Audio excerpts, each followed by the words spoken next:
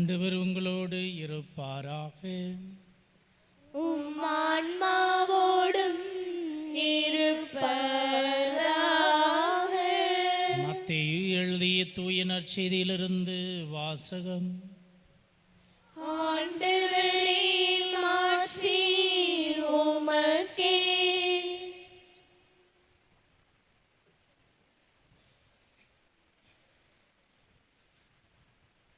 பிரிவு 5 இறைவாக்கியங்கள் 17 தொடங்கி 37 முடிய. அக்காலத்தில் இயேசு தம் சீடரை நோக்கி கூறியது: திருச்சட்டத்தையோ இறைவாக்குகளையோ நான் அழிக்க வந்தேன் என நீங்கள் எண்ண வேண்டாம். அவற்றை அழிப்பதற்கல்ல, நிறைவேற்றுவதற்கே வந்தேன். விண்ணும் மண்ணும் ஒழிந்து போகும் முன் திருச்சட்டம் யாவும் நிறைவேறும். அதன் ஒரு சிற்றெழுத்தோ ஒரு புள்ளியோ ஒழியாது என உறுதியாக உங்களுக்கு சொல்கிறேன்.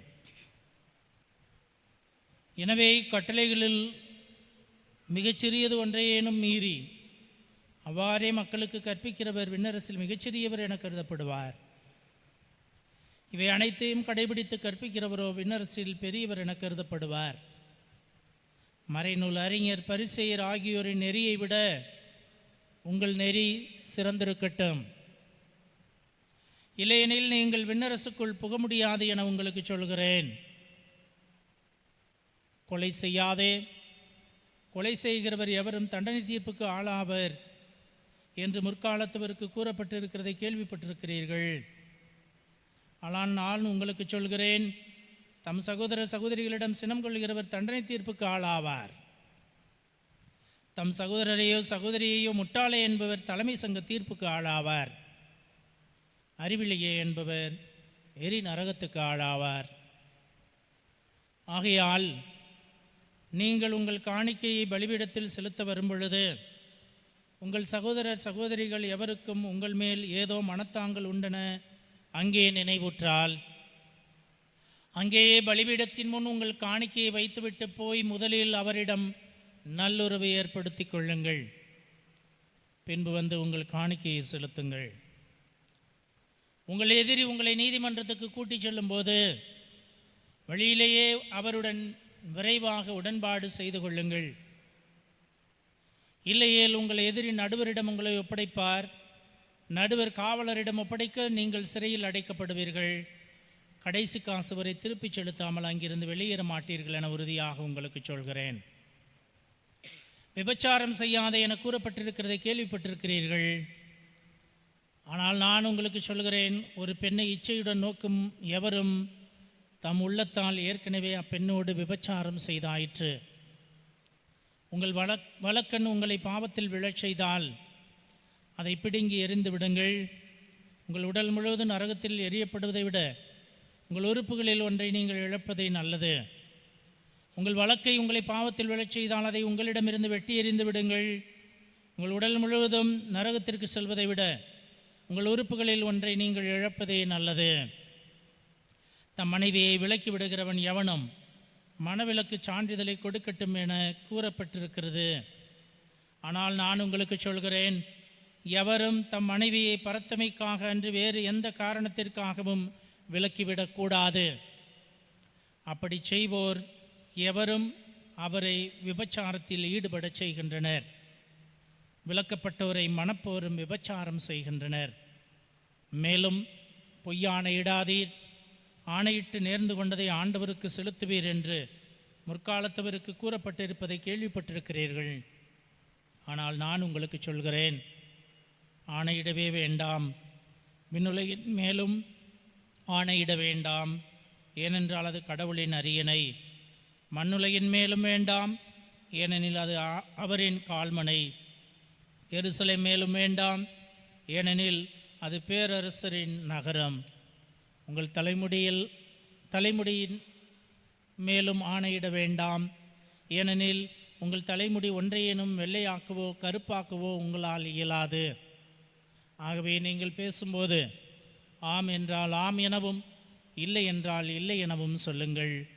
இதைவிட மிகுதியாக சொல்வது எதுவும் தீயோனிடமிருந்து வருகிறது.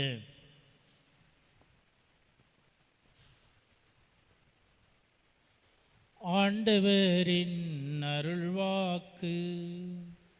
கிறிஸ்துவே உமக்கு புகழ்.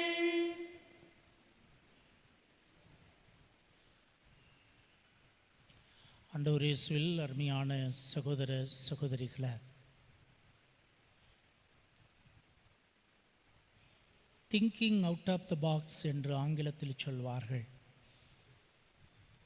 மாற்றி சிந்திப்பது,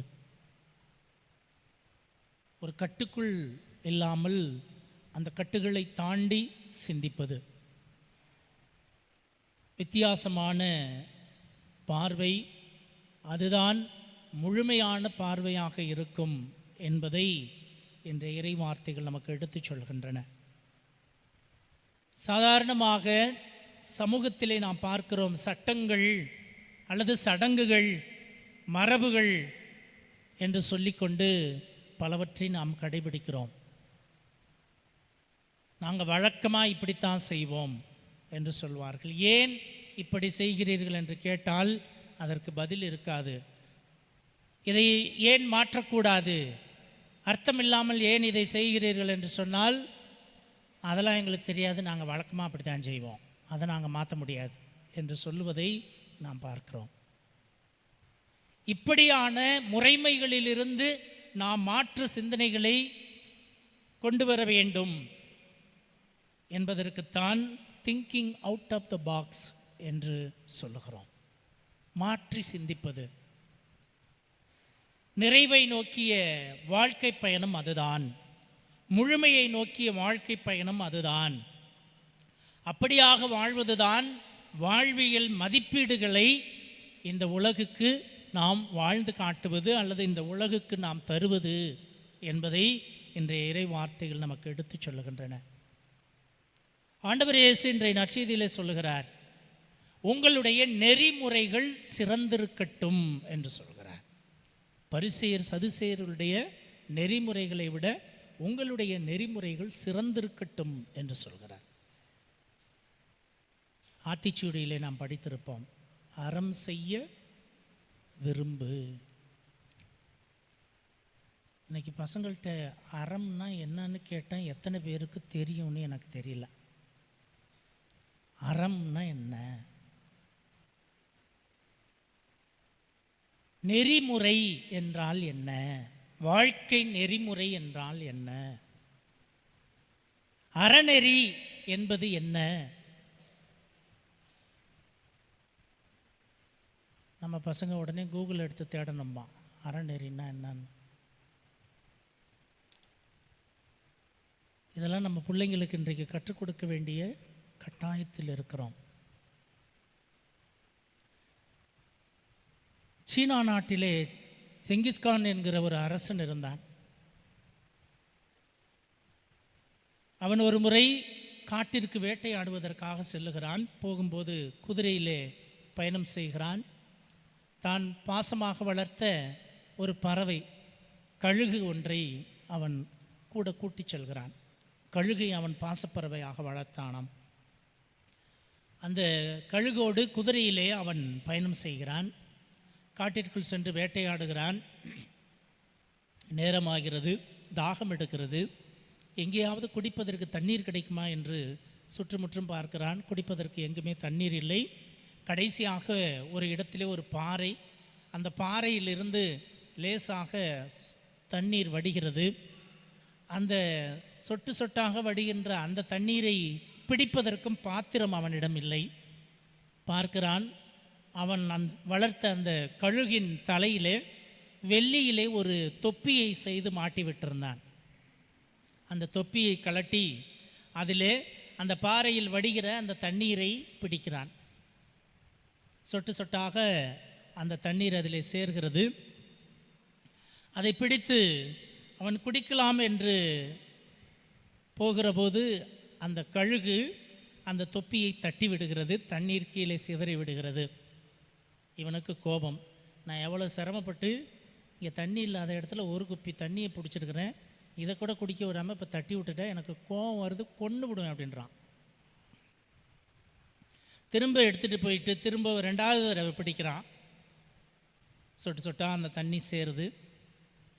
திரும்பி குடிக்கலான்னு வாய்க்கிட்ட கொண்டுட்டு போகிறான். திரும்பவும் அந்த கழுகு வந்து அந்த தொப்பியில் இருக்கிற தண்ணியை தட்டி விட்டுறது, கீழே ஊற்றிடுது. கோபம் தலைக்கேறிச்சு. தாகம் வேற, கோபம் வேற. வாழை உருவனா ஓங்கி ஒரே வெட்டு, அந்த கழுகு செத்து போச்சு. அது துடித்து சாகிறது. அதை பார்த்து கொண்டே இருக்கிறான்.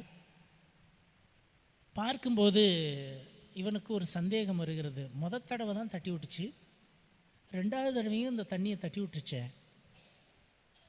நம்ம கோவப்பட்டு வெட்டி விட்டோம், என்னவா இருக்கும், ஒருவேளை எதுவும் சொல்ல வருதோ அப்படின்னு யோசிக்கிறான். மேலே ஏறி போகிறான். அந்த பாறைக்கு மேலே ஏறி போய் பார்க்குறான். அந்த தண்ணீர் வடிகிற இடத்திலே ஒரு பாம்பு செத்து கிடக்கிறது. செத்த அந்த பாம்பு அழுகி கொண்டு இருக்கிறது. அந்த அழுகிய நிலையில் இருக்கிற அந்த பாம்பிலிருந்து தான் அந்த தண்ணீர் வருகிறது. தான் தவறு செய்து விட்டோம் என்று உணர்ந்து அந்த கழுகின் மீது நன்றி உள்ளவனாக தன்னுடைய அரண்மனைக்கு வந்த பிறகு தங்கத்திலே ஒரு கழுகின் உருவத்தை செய்து அந்த உருவத்துக்கு கீழே இப்படி எழுதி வைத்தான். சினத்தில் செய்வது யாவும் துயரத்தை தரும் என்று எழுதி வைத்தான். சினத்தில் செய்வது யாவும் துயரத்தை தரும் என்று எழுதி வைத்தான். ஆண்டவர் இயேசுவில் அருமையான சகோதர சகோதரிகளே, இன்றைய நற்செய்தியில் இப்படியான வாக்கியங்களைத்தான் நாம் பார்க்கிறோம். ஆண்டவர் இயேசு கொலை செய்யாதே என்று சொல்கிறார், விபச்சாரம் செய்யாதே என்று சொல்கிறார்.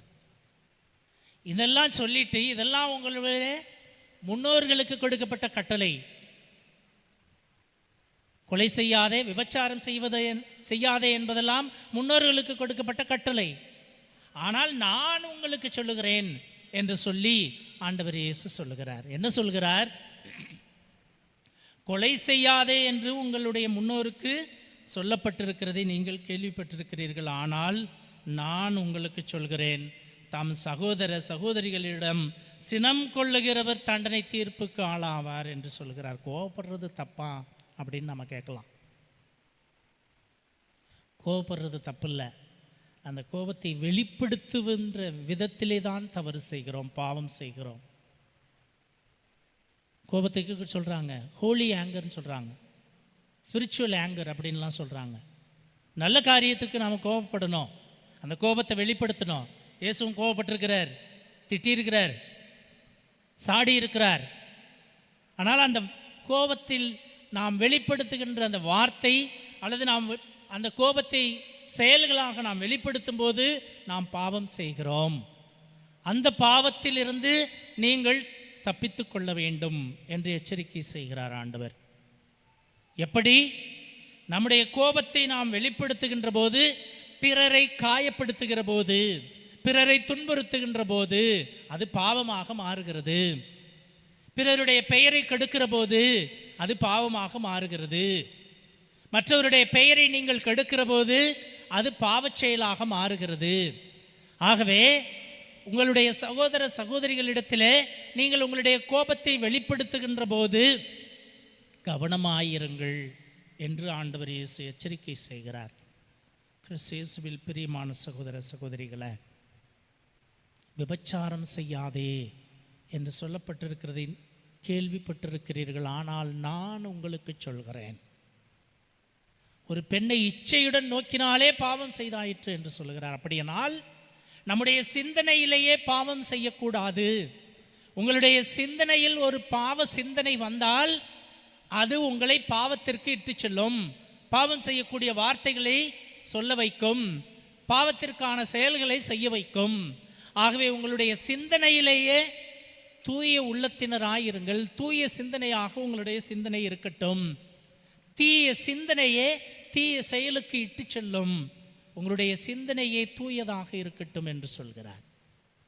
சிந்தனையிலேயே நாம் பாவம் செய்யக்கூடாது என்று சொல்கிறார். விபச்சாரம் செய்கின்றது என்று அந்த செயல் பாவம் அல்ல, அது மட்டும் பாவம் அல்ல, அந்த சிந்தனையே பாவம் என்று சொல்கிறார். அதிலிருந்து நீங்கள் தப்பித்துக் கொள்ள வேண்டும் என்று ஆண்டவர் இயேசு எச்சரிக்கை செய்கிறார். கிறிஸ்து இயேசுவில் பிரியமான சகோதர சகோதரிகளே, இன்றைய முதல் வாசகத்திலே நாம் வாசிக்க கேட்டோம். சீராக்கின் ஞானம். ஆண்டவர், உன் கண்முன் இரண்டையும் வைக்கிறேன், வாழ்வையும் சாவையும் உன் கண்முன் வைத்திருக்கிறேன். எது வேண்டும் என்பதை நீ தீர்மானித்துக்கொள், நீ தேர்ந்தெடுத்துக்கொள். உன் கையை நீட்டி உனக்கு விருப்பமானதை எடுத்துக்கொள். மனிதர் முன் வாழ்வும் சாவும் வைக்கப்பட்டுள்ளன என்று சீராக்கின் ஞானத்தின் வழியாக ஆண்டவர் நமக்கு சொல்கிறார். எதை அவர்கள் விரும்புகிறார்களோ அதுவே அவர்களுக்கு கொடுக்கப்படும். ஆண்டவரின் ஞானம் பெரிது, அவர் ஆற்றல் மிக்கவர், அனைத்தையும் அவர் காண்கிறார். ஆண்டவருக்கு அஞ்சி நடப்போர் மீது அவரது பார்வை இருக்கும். மனிதரின் செயல்கள் அனைத்தையும் அவர் அறிவார் என்று சொல்கிறார். இதை பற்றின்றி இறைப்பற்றின்றி இருக்க யாருக்கும் ஆண்டவர் கட்டளையிட்டதில்லை என்று சொல்கிறார். ஆண்டவர் இயேசுவில் அருமையான சகோதர சகோதரிகளை, கடவுள் ஒருபோதும் பாவம் செய்ய நம்மை அனுமதிப்பதில்லை என்று சொல்லி முடிக்கிறது முதல் வாசகம். பாவம் செய்ய எவருக்கும் அவர் அனுமதி கொடுத்ததில்லை என்று சொல்லி முடிகிறது. இறைப்பற்றுள்ளோர் தான், ஆண்டவரை தேடி வருகின்றவர்கள் தான் ஆண்டவருடைய வழிமுறைகளை அறிந்து கொள்வார்கள், ஆண்டவருடைய வழிமுறையின்படி நடக்க முயற்சி செய்வார்கள். அப்படியாக நீங்கள் வாழ வேண்டும் என்று முதல் வாசகத்திலே நாம் வாசிக்க கேட்டோம். இந்த இரண்டாம் வாசகத்திலே பவுலடியார் சொல்கிறார், உலகம் தோன்றும் முன்பே ஞானம் கடவுளின் திட்டத்தில் இருந்தது. நீங்கள் ஞானத்தை தேடுங்கள், அப்போது கடவுளின் திட்டத்தை நீங்கள் அறிந்து கொள்வீர்கள். கடவுளின் திட்டம் என்ன என்பதை நீங்கள் அறிந்து கொள்ளுகிற போது கடவுளுடைய ஞானத்தை அறிந்து கொள்கிறீர்கள், அதை கடைபிடியுங்கள் என்று இன்றைய இரண்டாம் வாசகத்திலே பவுலடியார் சொல்கிறார். முதிர்ச்சி பெற்றவர்களோடு நாங்கள் ஞானத்தை பற்றி பேசுகிறோம் என்று சொல்லி பவுலடியார் கடவுளின் திட்டத்தை நீங்கள் அறிந்து கொள்ளுங்கள், அதுதான் ஞானத்தை அறிந்து கொள்வது என்று சொல்கிறார். ஆண்டவர் இயேசுவில் அருமையான சகோதர சகோதரிகளை, ரோமையருக்கு எழுதிய திருமுகம் 14வது பிரிவு 10வது இறைவாக்கியத்தில் நாம் இப்படி படிக்கிறோம். அன்பே திருச்சட்டத்தின் நிறைவு, அன்பே திருச்சட்டத்தின் நிறைவு என்று சொல்கிறார். கட்டளைகளை நீங்கள் கடைபிடிக்க வேண்டும் என்று சொல்லுகின்ற ஆண்டவர் இயேசு அந்த கட்டளைகளையும் தாண்டி உங்களுடைய சிந்தனை கூறியதாக இருக்க வேண்டும், தீய சிந்தனையே உங்களுடைய உள்ளத்தில் இருக்கக்கூடாது என்று சொல்கிறார். அப்படியாக தூய உள்ளத்தினராய் உங்களை கடவுளுக்கு ஒப்புக்கொடுங்கள் என்று சொல்கிறார். ஆண்டவர் இயேசுவில் அருமையானவர்களே, சோரன் கீர்க்கெகார்டு என்கிற தத்துவியலார் இப்படி சொல்கிறார். The most people believe that Christian commandments are intentionally a little too severe, like setting a clock half an hour ahead to make sure not being late என்று சொல்கிறார். அப்படியானால் அவர் சொல்ல வரும்போது கிறிஸ்தவர்கள் பாவத்தில் விழுந்துவிடக்கூடாது என்பதற்காக, பாவ செயல்களில் விழுந்துவிடக்கூடாது என்பதற்காக கிறிஸ்தவ சட்டம் மிக நுணுக்கமாக கண்டிப்புள்ளதாக இருக்கிறது. எப்படி ஒரு இடத்திற்கு செல்ல வேண்டும் என்றால் ஒரு அரை மணி நேரம் முன்னதாகவே நாம் கிளம்பி சென்று விடுகிறோமோ, நம்முடைய வீட்டில் இருக்கிற சில பேர் வேலைக்கு போகிறவங்களாம் செய்வாங்க, வேலைக்கு கொஞ்சம் சீக்கிரம் கிளம்பணுங்கிறதுக்காக 10 நிமிஷம் ஃபாஸ்ட்டாக வச்சுருப்பாங்க வீட்டில் கிளாக்கெல்லாம். அதுபோல் முன்கூட்டியே எச்சரிக்கையாய் இருக்கும் வண்ணமாக கிறிஸ்தவ சட்டங்கள் எல்லாம் நுணுநுணுக்கமாய் எச்சரிக்கையாய் இருக்கிறது. அது அவர்களுக்கு மிகவும் கடினமாக இருக்கிறது என்று சிலர் எண்ணுகிறார்கள் என்று சொல்கிறார். ஆண்டவர் இயேசுவில் அருமையானவர்களே, அது நல்லது. வேலைக்கு போகிறவங்க 10 நிமிஷம் ஃபாஸ்ட்டாக கிளாக்கை வச்சுக்கிறது நல்லது. 10 நிமிஷம் ஃபாஸ்ட்டாக முன்னாடி அந்த கிளாக்கை வச்சிருக்கிறது நல்லது. நாம் எச்சரிக்கையாக இருக்கிறோம். பாவம் செய்யாத வண்ணம், பாவத்திற்கு ஏதுவான சூழல்களை விட்டு விலகும் வண்ணம் நாம் எச்சரிக்கையாக இருக்க வேண்டும். பாவ சிந்தனைகளிலிருந்து நீங்கள் எச்சரிக்கையாக இருக்க வேண்டும். பாவத்தை விட்டு விலகுவதை விட பாவ செயல்களுக்கு ஏற்ற சூழலை விட்டு விலகுங்கள், பாவ சிந்தனையிலிருந்து விலகுங்கள் என்று ஆண்டவர் இயேசு இன்றைய நற்செய்தியின் வழியாக நமக்கு எடுத்துச் சொல்கிறார். ஆணையிட வேண்டாம், உங்கள் பேச்சு ஆம் என்றால் ஆம் என்றும் இல்லை என்றால் இல்லை என்றும் இருக்கட்டும். இங்கிட்டு பாதி அங்கிட்டு பாதியாக வேண்டாம், நான் கொஞ்சம் இப்படி கொஞ்சம் அப்படின்லாம் சொல்லாத, வெட்டு 1 துண்டு 2 இரு, ஒன்று நீ நல்லவன், இல்லை நீ கெட்டவன். நான் கொஞ்சம் நல்லவன் கொஞ்சம் கெட்டவன்லாம் கிடையாது. அதைத்தான் இன்றைய நற்செய்தியின் வழியாக ஆண்டவர் நமக்கு எடுத்துச் சொல்ல விரும்புகிறார். கிறிஸ்து இயேசுவில் பிரியமான சகோதர சகோதரிகளை, உங்கள் சகோதர சகோதரிகளோடு நல்லுறவை ஏற்படுத்தி கொள்ளுங்கள் என்று சொல்கிறார். பிறரை காயப்படுத்தாதீர்கள், பிறரை காயப்படுத்தாதீர்கள். கொலை செய்வது மட்டுமல்ல, பிறரை காயப்படுத்துவதும் கொலைக்கு ஈடான செயல், பிறருடைய பெயரை கெடுப்பதும் கொலைக்கு ஈடான செயல் என்று சொல்லுகின்ற ஆண்டவர். நல் உறவை ஏற்படுத்தி கொள்ளுங்கள். உங்களுடைய காணிக்கையை செலுத்த வரும்போது அங்கேயே நீங்கள் மன வருத்தத்தோடு நீங்கள் இருப்பதாக நினைவுற்றால் காணிக்கை இவ்விடத்தின் முன் வைத்துவிட்டு சென்று சமரசம் செய்து கொள்ளுங்கள் என்று சொல்லுகிறார். சமாதானம் செய்து கொண்டு அதன் பிறகு வந்து உங்கள் காணிக்கையை செலுத்துங்கள் என்று சொல்கிறார். ஆண்டவர் இயேசுவில் அருமையான சகோதர சகோதரிகளை,